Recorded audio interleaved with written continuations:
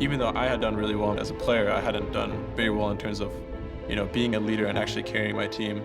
I knew that was something that I had to continue to work on if I was ever going to fill Reggie's shoes.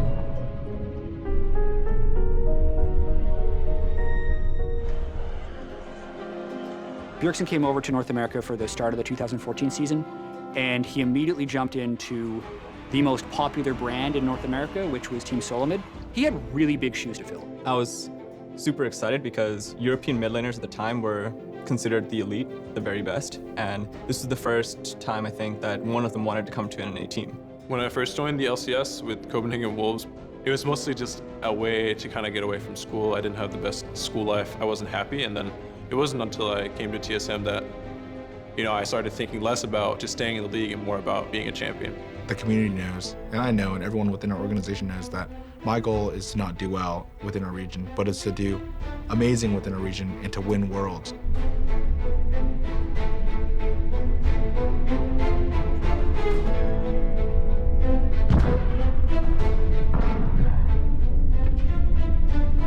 Every achievement that you make domestically in NA or in smaller tournaments around the globe, if it's not the very, very top teams contesting and playing against you like it is at Worlds, then people are going to think you do a good job, but in the end, if you fail at Worlds, then people are going to look at your whole year and say they failed their season.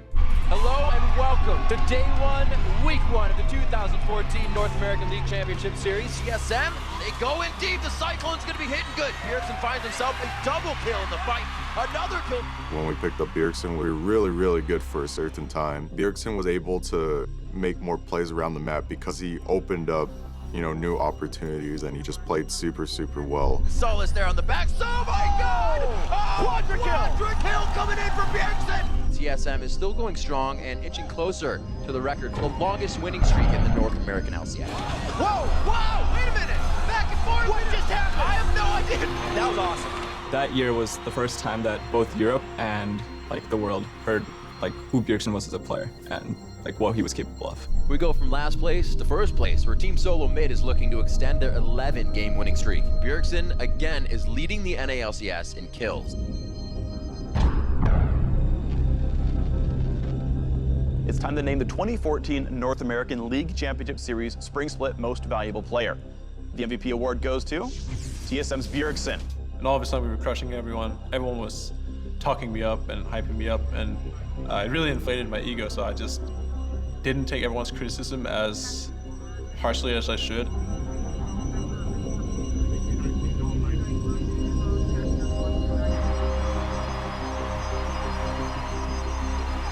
For Team SoloMid and Cloud9, it's the title of Spring Split Champions they're focused on now. High was the mid laner on their team.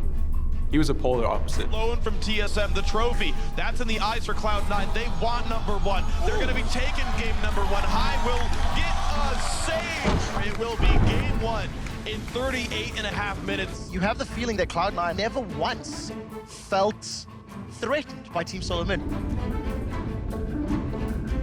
I was this new young talent with a really good base level of mechanics. When I played against High, I would always beat him in the 1 versus 1. Up there, and that is game 2 now. Cloud9 decimate the TSM team, and they take everything from TSM.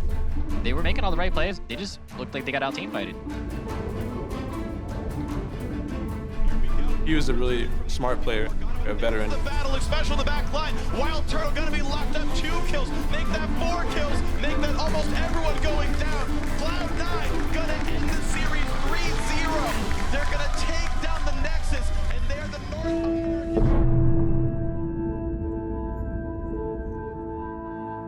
It's been a week full of high-stakes games and huge plays, but there was one player who stood out from the rest of the pack. Our MVP this week, Cloud9's High.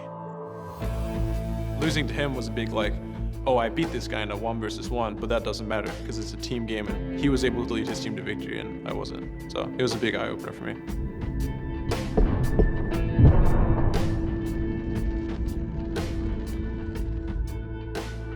I kind of feel like I was focused on my individual skill, my mechanics, just my finesse was much better than all of the other players, but I didn't feel like I progressed as much in terms of being a teammate or being really smart about the game or really thinking critically.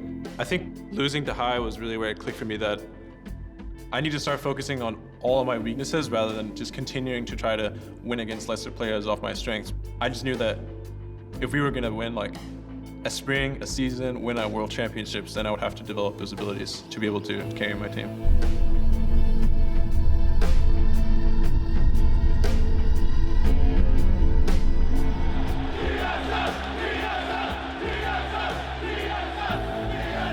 Bjergsen goes down, Fevivin with the turret, and then the kill onto Bjergsen. He had a great mid lane against what they thought was going to be an unmatchable set for the mid lane champions here, and Fnatic will take game 1.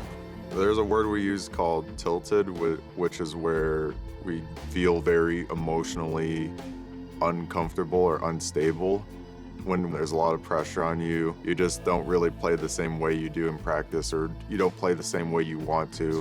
SK Telecom T1 versus Team SoloMid, our final game here in day 1 of the mid-season invitational.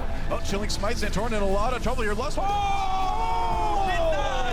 Gets taken down. Now the Nexus being taken out as well, and SK Telecom with a dominating victory.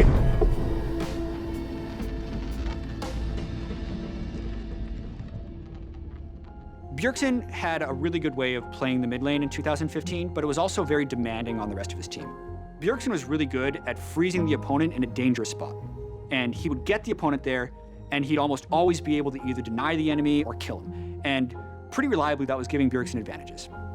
Because Bjergsen was so consistent in getting these advantages, the rest of the team was just kind of trying to play passive and not mess up. So it created this giant burden for Bjergsen to be successful for TSM to win that in the long run kind of hurt them. Not to take much away from my teammates, but I was the most knowledgeable in the team. While I was playing my game, I was always looking around the map, seeing what my teammates were doing, were they doing the right thing. That took a toll on my individual skill.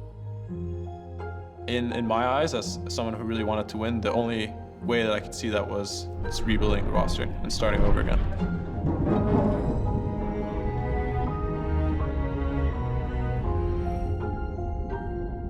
That roster was never going to win Worlds. There were just too many deficiencies in the team. Andy just gutted everyone on 2015 TSM, except for Bjergsen because he was the only performer. Bjergsen was our best player by far. He's a world-class player, and having him as my core was an easy decision. Hunter was the best top laner in North America, and so we went for him first because we knew that he was a key piece. We went for Doublelift because he was also the best performing AD carry for North America. In terms of junglers in North America at that time, Svenskeren was the best choice because Bjergsen not only has played with him before, he had really good mechanics.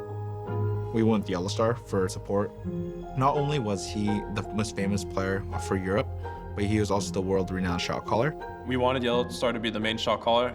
In order to be a shot caller, you have to have immense confidence.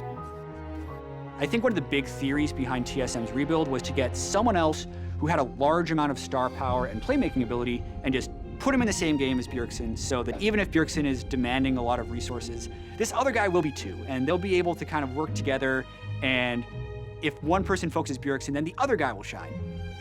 It was like pretty much the dream team for Spring Split coming in. The expectation was we're gonna come in, we're gonna smash everyone in the West, we're gonna go to the World Championships, and we're gonna fight the Koreans for the title.